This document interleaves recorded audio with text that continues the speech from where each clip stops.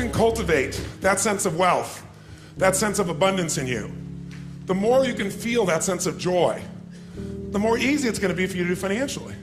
Because you're not going to be in this scarce, fearful mode. Now, that's not enough by itself. You can have this great sense of abundance and do the wrong mechanics and be a disaster. True or false?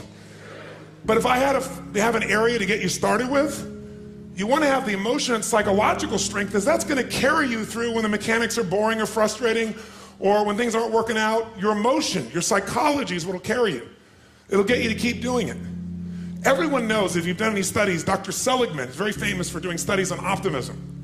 And in those studies, you know what he found out? People that are pessimists are much more realistic. They're much more accurate. If you give them a test and you ask them to look at something and give you a size measurement of it, or to evaluate their own success or failure at a task, and every study Seligman's done, he did it in the University, I think Pennsylvania if I remember correctly originally, what he found was that optimists always see themselves as doing better than they really did. They basically BS themselves. What happens to pessimists, they're 10 times more accurate. But here's what he found out. What he found out is because the people who are accurate never push themselves because they know it's never going to work anyway. Whereas the optimist sees it better than it is, so they keep doing it. Because they have the illusion they did well, I'll do even better next time. And because of that optimism, they did it more often, and so optimists succeed at a 4 to 5-fold, depending upon the task, result ultimately beyond anything that a pessimist will do, and they're not as accurate. All that's a big way of saying is, if you can develop a psychology of resilience in yourself, you don't have to be optimistic or fake, you can be real. The realness is, whatever shows up, you are larger than anything that can happen to you. You are larger than any financial challenge you could ever face. Initially, we'll say, well, look at their houses, look at their homes, and they don't really have electricity, they don't have this, but they don't feel poor. It's your identity. The way you define the wealth determines whether you're wealthy or not. So are there enough things for you, knowing that 2/3 of the planet lives on $2 a day, that you could get yourself to really feel grateful, yes or no? Yes. How much of your life do you get benefits from today that you never had to create? Think about it. Like I said, the roads you ride on, the library, the books you didn't have to write, right? The internet that you can access in seconds and get answers to just about anything. The people in your life that you didn't have to raise, but are there for you. Think about all the different aspects of your life. If you want to be wealthy, all you have to do is associate. So before we do the financial part, because financial independence is different than wealth. Wealth is that state of mind. Financial independence is being in that position where you don't ever have to work again. That if you work, you do it because you really want to. Now, I'll give you a clue. If you get financially independent and you don't work, you'll be miserable. I can't tell you how many friends I have that sold their company, made $50 million. One man made almost $1 billion and was really excited for a while. But after a while, it was like bored. His vehicle of his business gave him a sense of contribution, and he was always growing, figuring out how to solve problems, and he had all the people he was connected to in the business, all the employees and friends and associates. So I want to tell you, I'm not just saying this as some little positive thinking technique. I'm telling you, this is the secret, the real secret, to shift it inside of you and to add the real value. Most people are trying to pursue something in the future that they already have. I want you to think of what it is you think you want that will make you wealthy or financially free. By defining the game in a winnable way. A certain amount of money that we meet, and that covers what we're going to call financial security, which might be your housing, your cars, your food, and basic entertainment. How many would feel rich if you didn't have to work, if your investments alone, the income from your investments, the income, covered those 4 items, your housing for the rest of your life, your food, right, your travel, and some entertainment? How many think that would feel pretty good? Say aye. And by the way, that number is way smaller than what most of you think of when you think about being financially independent, which is everything covered without working. So why not get the first one down pat?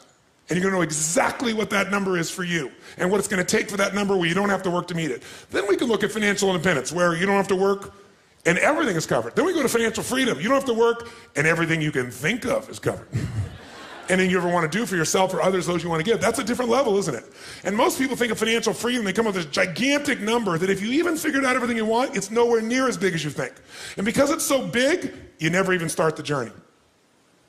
and you don't think it's going to happen. So you talk about it, you hope you'll get some big hit sometime with your business or something, but you never get going. How many follow this? Say I. If you are significant in other people's eyes, what will that do for you? Well, you know, it was in my eyes, somebody that I would look, somebody that, but when you know, an example. But when you get there, you won't look to yourself anymore. When you get there, you'll just be at a different level, and then you'll be trying to figure some other level of what you need to get to so you would respect yourself. That's a good point. He always makes good points. You notice that? So what you're doing is, here's the game you're playing, and I want all of you to hear this. No amount of money will ever make you wealthy. Because as soon as you get there, you will raise the game. Now here's what's great about that. To continue growing in all areas of life. If you could grow emotionally, should you? Yes or no? Yes. If you could give more, should you? Yes or no? Yes. If you grow intellectually, should you? Yes. If you give more love, should you? If you could grow more financially, should you? Yes, because growth is life. But having to grow in order to feel significant enough means you will always be poor. It's a game that never ends. Let's talk about money now, not wealth. What does it take mechanically to get this thing called financial independence? And what is financial independence as opposed to wealth? Wealth is a product of the mind. Again, no amount of money you ever achieve will make you wealthy. Financial independence means you never have to work again in order to live your life. That when you do work, you're doing it because you really want to, not because you have to. And how many are committed to not only being wealthy, but also financially independent? Say, I. How do we get there? Let me give you the lesson how to get there. It is so simple that when I tell you, you're going to go, thank you for the breakthrough thought. But even though you may know this intellectually, whether you're sophisticated or not, you probably know this. The formula for financial independence is so simple. And you can't achieve financial abundance unless you really learn to apply this, not just in a concept in your head, but consistently in your life. And that formula is simple. Spend less than you what? You go, thank you for the breakthrough thought, Tony. But is this what most people do, yes or no? No. What do most people spend? More than they earn. There's no way around this. No matter how much money you have, if you spend more than you earn, you got a challenge. So there's no way to be financially free, financially independent without spending less than you earn. And what do you got to do with what you don't spend? You got to invest the difference. Because what I want to show you right now is how do you build what everybody should own. Every one of you should leave here with your own personal money machine. You want to create a money machine. A machine that while you're sleeping is making you money. Right? So you're no longer trading the most valuable resource you have in life, your time, for money. You want to trade money for money. You want money to go to work. You want to put that money to work for you so while you're sleeping it's making a difference. You want to create a machine. And that machine you want to create is something that you want to be able to feed you at some stage where you don't have to work. That's what the money machine is. The second secret to this is you got to reinvest. How many of you have ever made a big hit in your investments and went, oh my God, that's so cool, and took the money and spent it on something? Raise your hand, say I. Come on, say I. I know you all, anybody who's invested has done this. If you got a big hit, you go, oh, this is it.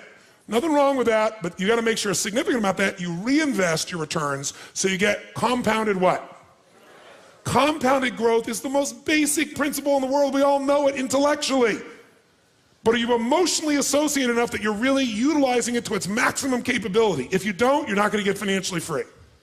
You will never get financially independent by your earnings alone. Every one of you in this room is going to lose money. Every one of you. There's no way. The person I work with, one of the top financial traders in the history of the world, top 10 in the history of the world, is not even right half the time. How could you make billions of dollars if you're not even right half the time? Not even 51% of the time. I'm going to show you in a few moments. It's known as asset allocation. It's the way you invest. It's what you do. That's what's going to shift this. So first step, spend less than you earn, invest the difference. Second step, reinvest it so you get compounded growth until you reach the home run, your money machine, until you reach a critical mass of capital, of investment capital. When you get to that critical mass, and what determines the critical mass is how much you need for the lifestyle that you want. Once you get to that critical mass, what it provides for you is what you're investing for.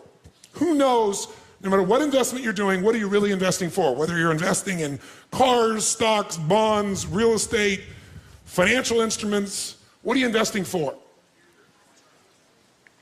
You're not investing for returns.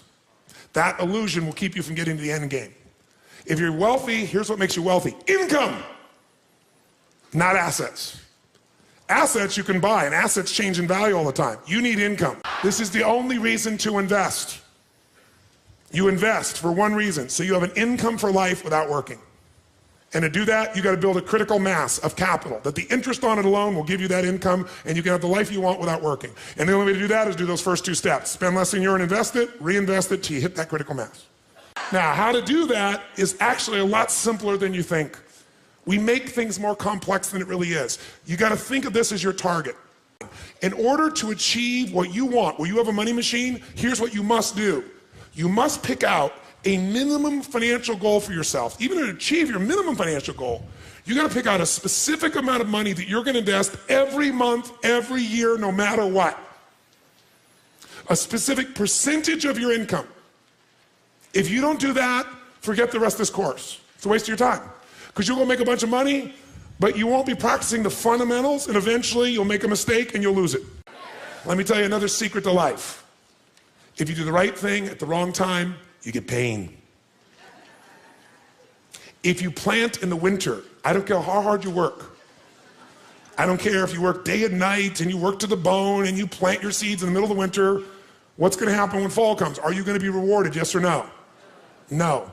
So if you don't understand that the seasons are changing, you're in trouble. What is asset allocation? It means out of the money you have to invest, we're going to create 3 buckets. Really simple way of thinking of this from now on. The first bucket is the security bucket. When you think about investing, think of 2 types of investments. There are fixed income investments, and most of you are clear what this means. What does it mean when it's a fixed income investment? Who knows? What does that mean? You got a guaranteed rate of return, assuming they deliver. And anyone cannot deliver, including the US government. They haven't not delivered, but they could. Is there risk in any investment, yes or no? So just ratios of risk. And as we know, no risk, no reward. So if you don't invest, you're going to lose if you invest at times. But if you don't invest, you've already lost and you can never win, never have a money machine, never be financially free. The second type of investment that you can make, and it helps you understand what you're going to do, is something that's going to be growth driven. And growth investments are investments where you probably have a much greater potential for growth, which means you get a greater return if you're successful. But if you're not successful, do you have a guaranteed rate of return, yes or no? No, so in a growth investment, you have the potential of greater return, but also greater loss. The security bucket is where you want to put investments that are secure by their nature. Because they're secure, is this going to give you a huge compounded return per year, yes or no? But can it give you a huge compounded return even if the number is small if you do it long enough, yes or no?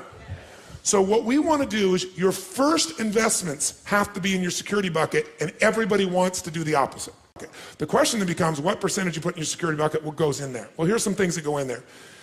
If you don't have at least 2 to 6 months worth of cash that covers your overhead, you're in deep trouble. The first step to getting financially secure, not financially independent, is to make sure you got enough cash that if something happens, you can go for 6 months. You got the freedom. What else might you put in there? Types of investments. An IRA goes in here, right? Pretty secure. Insurance. The insurance is protecting you. That's part of security. What else could go in there? Your home. Don't think of your home as an investment. Because for most of you, you're eventually not going to sell that home and eat it. You're not going to sell your home and get income off it. Now, some of you may be. You made a stage of life where you're accumulating the same homes, and eventually you're going to sell and buy a smaller home and take that critical mass that came from selling the big home, and it's going to take care of you for life. If you're doing that, great. But the place to think about your home in terms of leverage, put it in your security bucket. How many agree with me on this, by the way? Say aye. Because, by the way, if you don't have a home, you're going to be really stressed out, right? So I got to think of my growth outside my home, really. Think of your compound interest outside your home. Your home may be a bonus for you. And fixed income investments all fit in this category. Now, what's the second bucket? Second bucket is growth. 2 ways you're going to learn about growth. The buy and hold strategy, which is the strategy of an owner. And by the way, that buying and holding, that is less risky to some extent than momentum because of the timing. But it can be just as risky. What is momentum trading? That's when you're no longer an owner, you're a trader. A financial trader, everybody's a financial trader. Most of you trading time for your money. Here you're trading money for money. Here what you're looking at is you're seeing movement in prices. And what a momentum player is doing is they're playing for the short term usually. Third bucket is the dream bucket. The dream bucket is you want to travel around the world. The dream bucket is You, depending upon the size of how you think or what you're doing or your economics, you want to own a condominium in Aspen. It might be the boat, it might be a trip, it might be owning a basketball team, owning an island. Depends on the size of what it is you want to do. And by the way, bigger isn't better. The more you have to feel financially free, the more stress you're going to have. How many follow this? It's the opposite of what you think. The more you have, the more you got to manage, the more time, the more energy, the more risk, the more capital. That doesn't mean you shouldn't do it. Some of you are very, very driven to create and risk. That's a personality type. We know that it's crazy. I happen to be one of those types to some extent. But even a crazy person's got to make sure their security's there, or their craziness at one point will bite them. How many follow? If you can get financially free for less, do it. Be wealthy now and get financially free quicker. And then lock in, you won. And then keep that stuff in your security bucket. And if you want to play a bigger game now, you've already won, and everything you're playing now, that's where the house is money. You can go for something bigger, and if it doesn't work out, you're still handled. Your security, what you're here for, is totally free. How many follow what I'm talking about here? Say I.